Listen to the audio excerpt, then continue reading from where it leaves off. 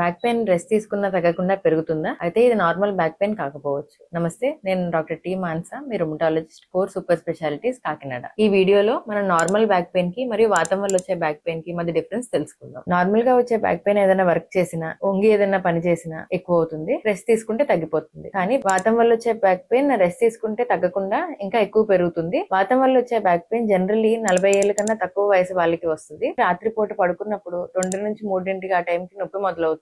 రాత్రంతా నొప్పితో ఉంటారు. పొద్దున్న లేచే టైం కూడా నడుము పట్టేసినట్టు ఉంటుంది. పొద్దున్న లేచి ఒక గంట నడిచేటప్పటికి కొద్దిగా రిలాక్స్ అయ్యి మూమెంట్ అది నార్మల్ గా చేసుకోగలుగుతారు. ఇలా రెస్ట్ తీసుకుంటే పెరుగుతున్న నొప్పి ఉన్నప్పుడు అశ్రద్ధ చేయకుండా తొందరగా రుమటాలజిస్ట్ కి చూపించుకోవాలి. ఎందుకంటే వాతం వల్ల వచ్చే బ్యాక్ పెయిన్ సరిగ్గా ట్రీట్ చేయకపోతే పైనంతా స్టిఫ్ అయిపోయి నడవడానికి ఇబ్బంది పడతారు. ఇలాంటి ప్రాబ్లం మీకు కానీ మీ ఇంట్లో ఎవరికైనా ఉంటే వాళ్ళకి షేర్ చేయండి. Thank you.